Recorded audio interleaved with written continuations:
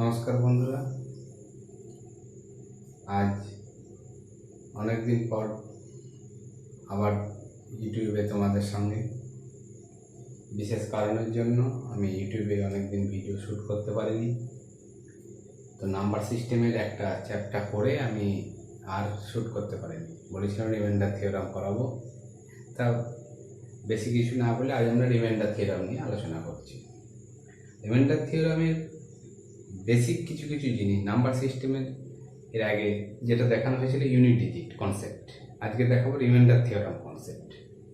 Reminder থিওরামে ছোট ছোট যে বেসিক যে কনসেপ্টগুলো আছে সেগুলোকে আমরা সবাই আগে ফার্স্টে ক্লিয়ার করে নেব। কি না, ফার্স্টে একটা জিনিস হচ্ছে কি দেখাই রিমাইন্ডার থিওরামে, যে মনে করো যে 71 একে যদি আমরা 13 দিয়ে যদি ভাগ করি তাহলে কথা হবে 13 5 65,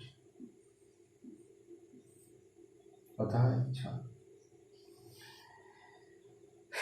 তো এই যে ভাগ অঙ্কে এইগুলোকে আমরা এটাই যাকে ভাগ করলাম তাকে আমরা কি বলে থাকি, যা দিয়ে ভাগ করা হয় ডিভাইজার। এটাকে কি বলা হয়, ডিভিডেন্ড।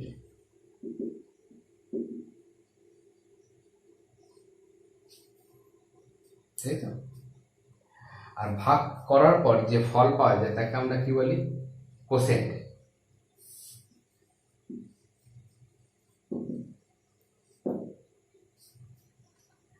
আর যেটা ভাগ করার পর যেটা অবশিষ্ট থাকে অর্থাৎ বাকি যেটা থাকে সেটাকে বলা হয় রিমাইন্ডার।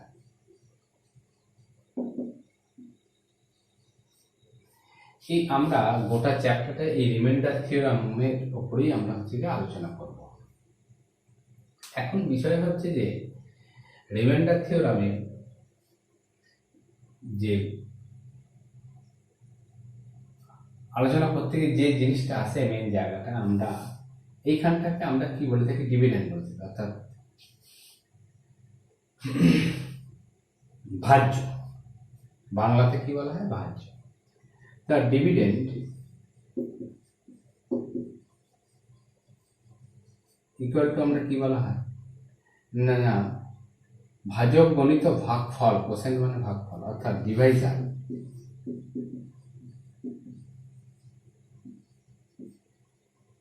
গণিত কোসেন্ট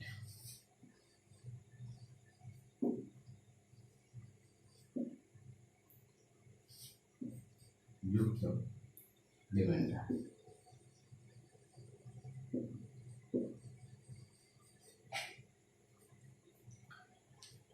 তার মানে কি দাঁড়ায় এখানে না,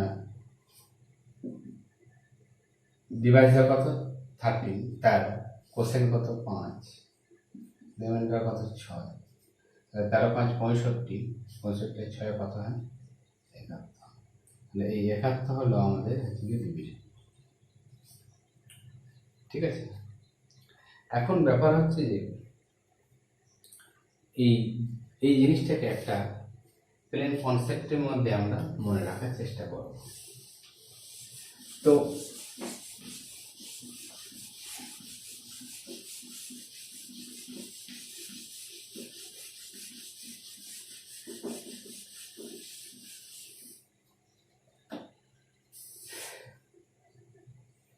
এন একটি সংখ্যা, একে বি দিয়ে ভাগ করা হচ্ছে, কোসেন্ট থাকছে Q1, রিমাইন্ডার থাকছে R। এখন এই মনে করো আমরা N1 লিখছি এখানে। এখন N2 আর একটা সংখ্যা, একে যদি আমরা D দিয়ে ভাগ করে থাকি তাহলে ভাগফল হবে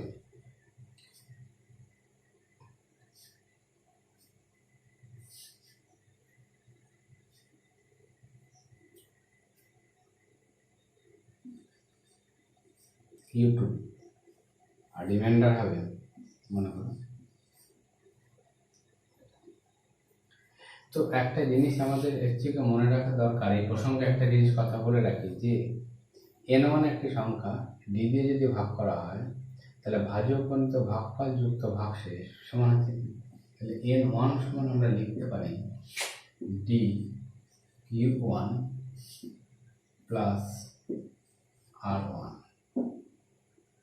ঠিক আছে, আচ্ছা n2 সমান আমরা লিখতে পারি d q2 প্লাস r2। এখন ব্যাপার হচ্ছে যে এই n1 একটা সংখ্যা, n2 একটা সংখ্যা। এখন n1 প্লাস n2 এই দুটো সংখ্যাকে যদি আমরা d দিয়ে ডিভাইড করি তাহলে আমাদের কি ভাগশেষ থাকবে সেটা আমরা দেখি। ঠিক আছে,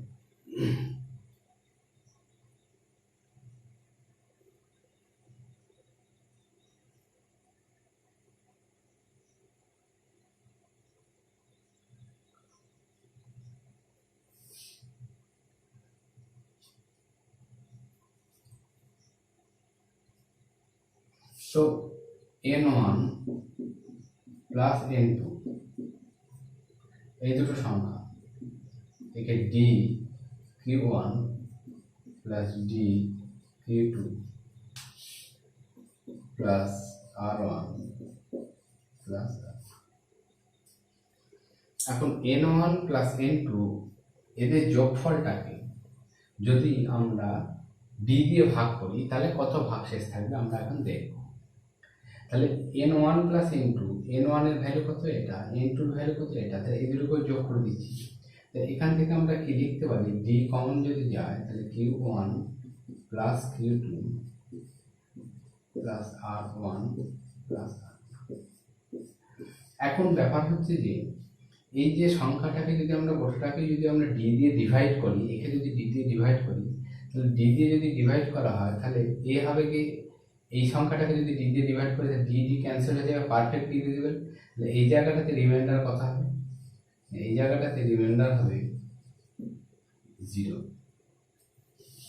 আর একে যদি আমরা d দিয়ে ভাগ করি তাহলে এখানে রিমাইন্ডার কত হবে না r1 প্লাস r2। তাহলে কোনো সংখ্যার যদি এই n1 এর রিমাইন্ডার r1 আর n2 কে যদি d দিয়ে ভাগ করা হয় তাহলে রিমাইন্ডার হবে r2। এই দুটো যোগফলকে যদি d দিয়ে ভাগ করা হয় তাহলে তাদের রিমাইন্ডার কত হবে না, তাদের রিমাইন্ডার হবে রিমাইন্ডার দুটো যোগফল। তাহলে এখান থেকে আমরা একটা জিনিস হচ্ছে লিখতে পারি, বোঝা গেল কনসেপ্টটা। তাহলে এখান থেকে আমরা একটা জিনিস লিখতে পারি যে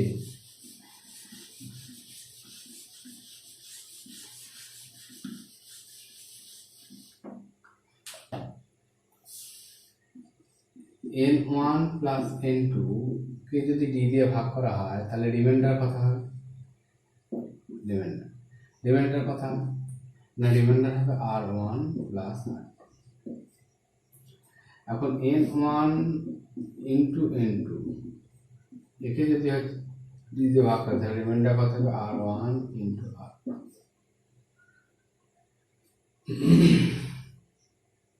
সমান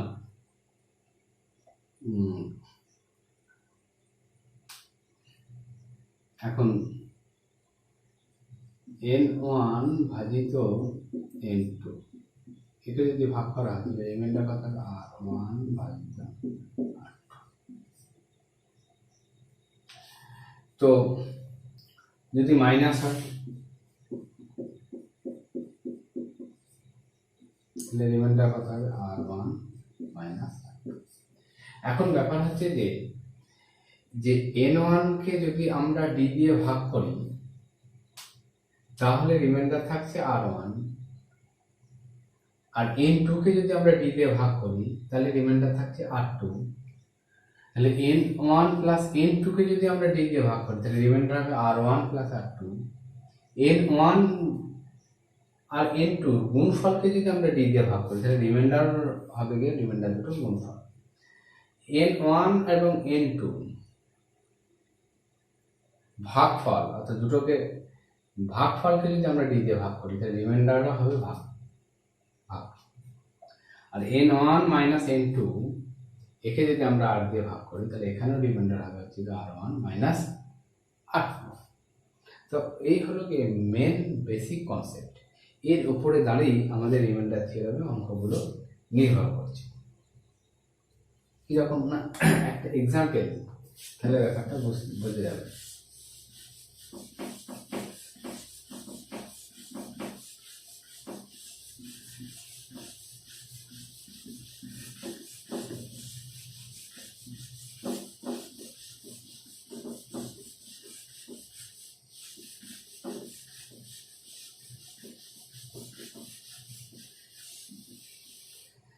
একটা ছোট এক্সাম্পল দিই।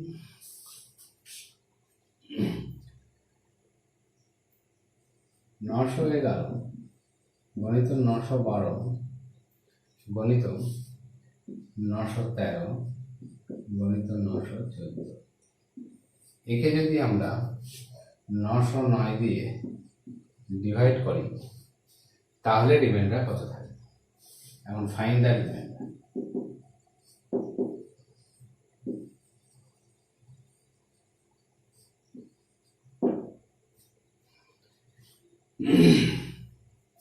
তো 911কে যদি আমরা 909 দিয়ে ভাগ করি তাহলে রিমাইন্ডার কত থাকে? 2।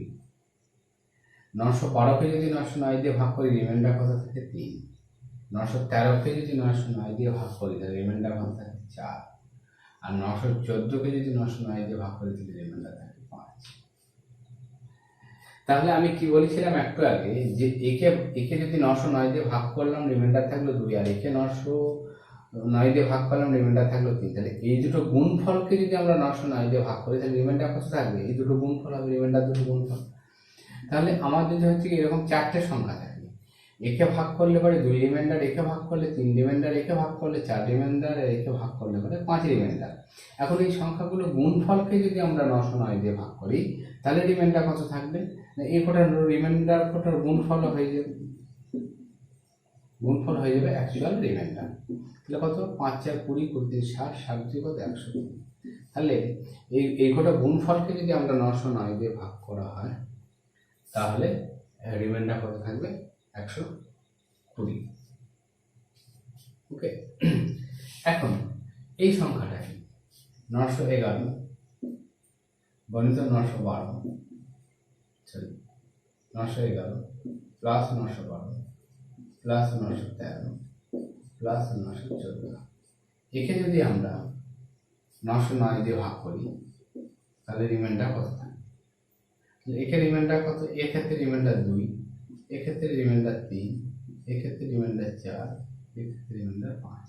তাহলে অ্যাকচুয়াল রিমাইন্ডার কত হবে? 2 প্লাস 3 প্লাস 4 প্লাস 5। তাহলে 5 ছেড়ে 9 আর 3 12 আর 2 13 14। তাহলে অ্যাকচুয়াল রিমাইন্ডার কি হবে? না রিমাইন্ডারগুলোর যোগফল হয়ে যাবে। তার মানে একে ভাগ করলে 2, একে ভাগ করলে পরে 3, একে ভাগ করলে 4, এদের যোগফলকে যদি 909 দিয়ে ভাগ করে তাহলে রিমাইন্ডার কি হবে? না এদের ইন্ডিভিজুয়াল রিমাইন্ডারগুলোর যোগফল এই হবে অ্যাকচুয়াল রিমাইন্ডার। তাহলে কথা হবে 14। ওকে, ক্লিয়ার?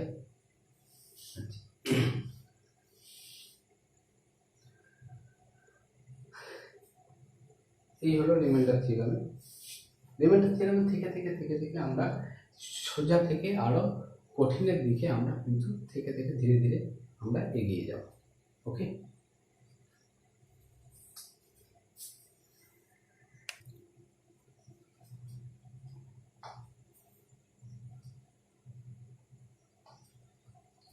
এরপর যেটা আমরা করাবো কনসেপ্ট অফ নেগেটিভ রিমাইন্ডার। আচ্ছা, রিমাইন্ডার তো সবসময় পজিটিভ হয়, নেগেটিভ আবার কি না? নেগেটিভ রিমাইন্ডারকে আমরা এখানে কিন্তু আমরা কাজে লাগাবো। কি নেগেটিভ রিমাইন্ডার এই সম্বন্ধে আমরা একটু ধারণাগুলো নিয়ে নিই, দেখা যাক। তো মনে করো 27 ডিভাইডেড বাই 14। তাহলে 27কে আমরা যদি 14 দিয়ে ডিভাইড করি তাহলে কত হবে? 14 একে 14। কত রিমাইন্ডার থাকে? 4।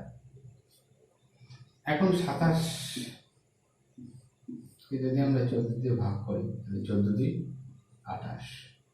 রিমাইন্ডার কত থাকে? না -1। তার মানে 27কে 14 দিয়ে ভাগ করলে পরে একবার রিমাইন্ডার থাকতে পারে 13 প্লাস 13, আর একবার রিমাইন্ডার থাকতে পারে -1। তো 14 দিয়ে যদি ভাগ করা হয় তাহলে একবার হবে কি +13 রিমাইন্ডার, আর একবার কি হতে পারে না -1।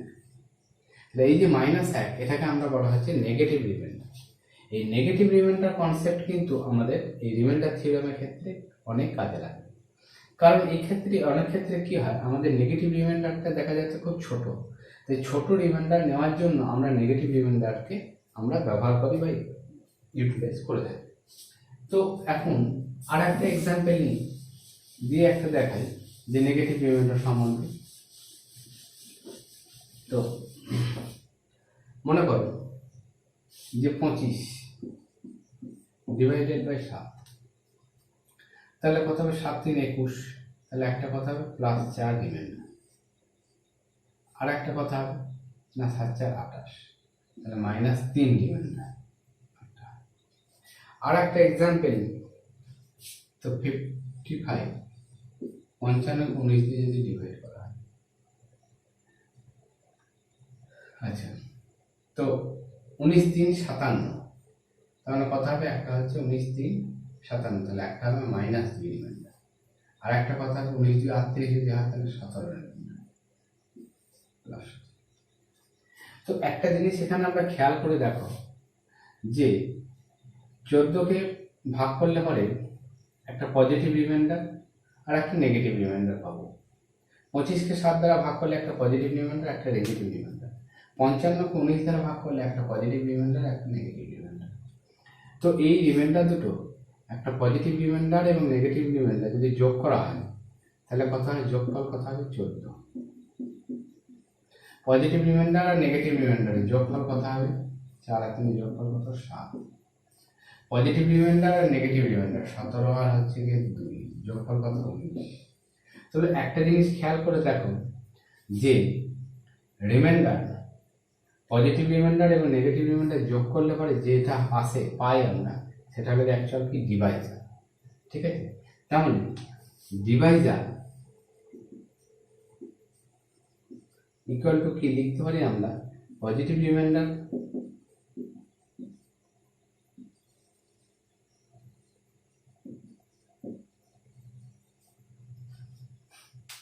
Plus negative reminder.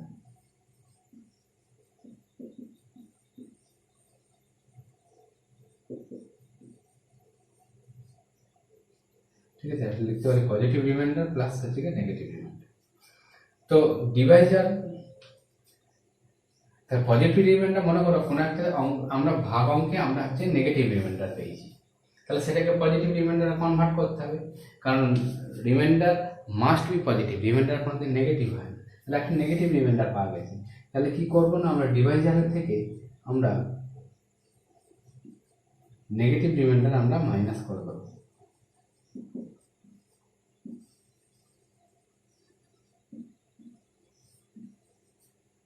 কি পাবো না পজিটিভ রিমাইন্ডার পেয়ে যাবো।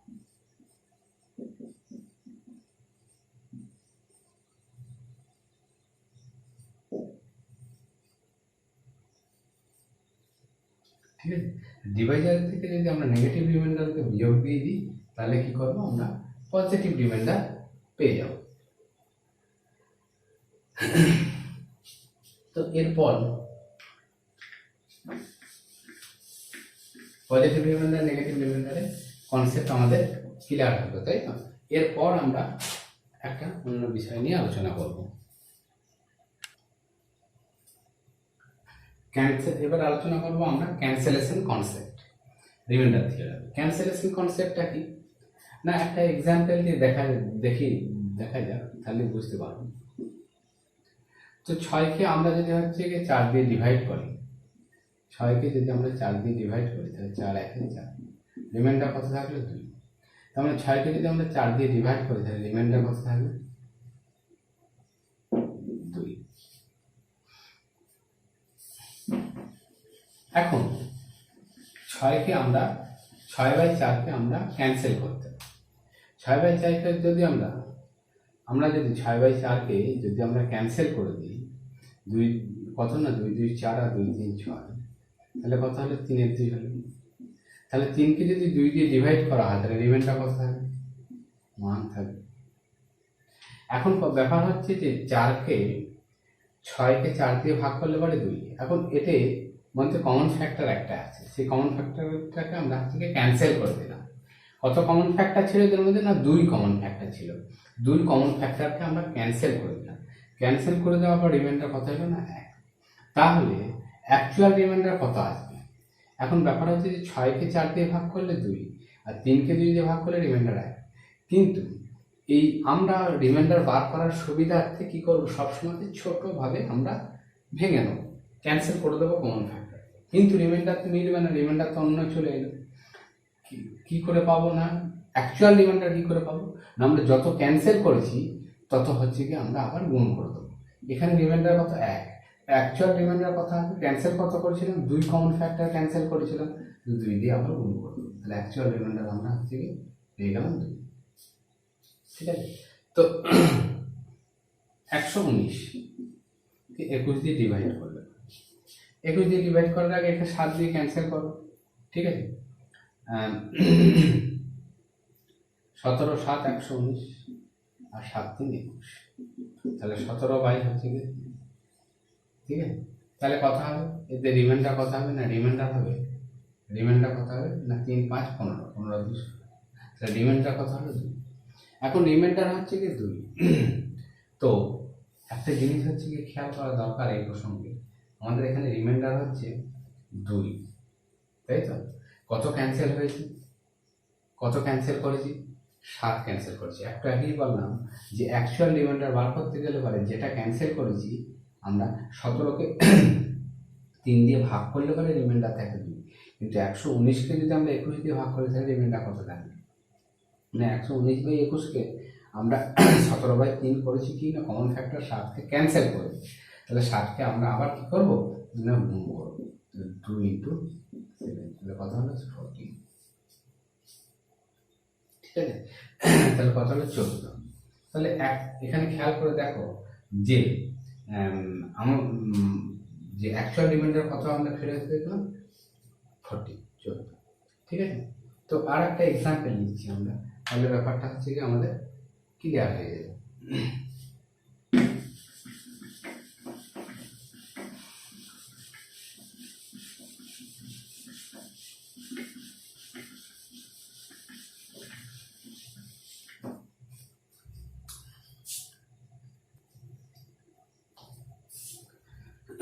তো 95কে যদি 25 দিয়ে ভাগ করা হয় তাহলে আমরা 5 দিয়ে ক্যান্সেল করবো। 5 5 25 আর 5 কত 19 95, তাহলে কত হলো 19/5। তাহলে 19/5, তাহলে 19কে যদি 5 দিয়ে ভাগ করা হয় তাহলে 5 3 15, রিমাইন্ডার কত থাকবে? 4 রিমাইন্ডার থাকবে। তাহলে অ্যাকচুয়াল রিমাইন্ডার কত থাকবে? না, কত ক্যান্সেল করেছি? 95 আর 25কে কমন ফ্যাক্টর ছিল তোমাদের 5 ক্যান্সেল করা হয়েছে। তাহলে অ্যাকচুয়াল রিমাইন্ডার কত থাকবে? না, অ্যাকচুয়াল রিমাইন্ডার হচ্ছে কি যেটা ক্যান্সেল করা হয়েছে সেটাকে আবার গুণ করে দেবো। তাহলে অ্যাকচুয়াল রিমাইন্ডার থাকবে 95কে তাহলে 25 দিয়ে যদি ভাগ করা হয় তাহলে অ্যাকচুয়াল রিমাইন্ডার কত থাকবে? তো এই একটা ফাইন্ড দ্য রিমাইন্ডার, ঠিক আছে, ইন দিস নাম্বার। এই ক্যালকুলেশনটাতে যদি 22 দিয়ে ভাগ করা হয় সংখ্যাগুলোকে, 22 দিয়ে ভাগ করলে কত রিমাইন্ডার থাকবে? তো কি করে করবো? তো 11 1 11, এখানে 11 2 22, 2 ক্যান্সেল হচ্ছে। এবার দেখো আমার হচ্ছে খুব ইজি হয়ে গেল। 13কে যদি 2 দিয়ে ডিভাইড করা হয় রিমাইন্ডার 1, 15কে 2 দিয়ে ডিভাইড করলে রিমাইন্ডার 1, 17কে 2 দিয়ে ডিভাইড করলে পরে রিমাইন্ডার 1, 19কে 2 দিয়ে ডিভাইড করলে পরেও রিমাইন্ডার আছে। কোনো সংখ্যাকে 2 দিয়ে ভাগ করলে পরে কত হয়? রিমাইন্ডার ম্যাক্সিমাম কত থাকতে পারে? 1 থাকতে পারে, আর নয়তো 0 হতে পারে। এখন আমি কি বলেছিলাম যে এই সংখ্যাগুলোকে যদি রিমাইন্ডার, এগুলো সংখ্যাগুলো কিসে আছে? গুণ আকারে আছে। তাহলে রিমাইন্ডার গুণকে কি হবে? আমরা গুণ করবো। তাহলে 1 গণিত 1 গণিত 1 গণিত 1 গুণ করলে পরে কথা হবে রিমাইন্ডার হবে। কিন্তু এটা কি আমার রিমাইন্ডার না, আমার হচ্ছে কত ক্যান্সেল কত করা হয়েছে, আমরা একে কমন ফ্যাক্টর 11 দিয়ে ক্যান্সেল করেছি। তাহলে যত ক্যান্সেল করেছিলাম তত আবার গুণ করবো রিমাইন্ডারকে, তাহলে অ্যাকচুয়াল রিমাইন্ডার আমরা পেয়ে যাবো। তাহলে অ্যাকচুয়াল রিমাইন্ডার কত হবে? 1 গণিত 11 মানে 11। এই সংখ্যাটার অ্যাকচুয়াল রিমাইন্ডার কত হবে? 11। ঠিক আছে, বোঝা গেছে বন্ধুরা? এই আমরা রিমাইন্ডার থিওরামের 3টে কনসেপ্ট আমরা আলোচনা করব। ঠিক আছে, ডিভাইজার, ডিভিডেন্ড, কোশেন্ট, রিমাইন্ডার, এদের মধ্যে সম্পর্ক কী, রিলেশন কী সেটা দেখালাম। ঠিক আছে, তারপর আমরা আলোচনা করলাম ক্যান্সেলেশন কনসেপ্ট। ঠিক আছে, তো আজ এই পর্যন্তই থাকুক। পরের নেক্সট দিন আমরা রিমাইন্ডার থিওরামে এর পরে থেকে আরও নতুন কনসেপ্ট নিয়ে আমরা আলোচনা করব। অর্থাৎ এরপরে আরও একটু ধাপে ধাপে আমরা এগোবো, কঠিন থেকে কঠিনতর থেকে কঠিনতম কনসেপ্টগুলো আমরা রিমাইন্ডার থিওরামে ক্লিয়ার করব। ওকে, আজ বন্ধুরা এই পর্যন্ত। আর একটা কথা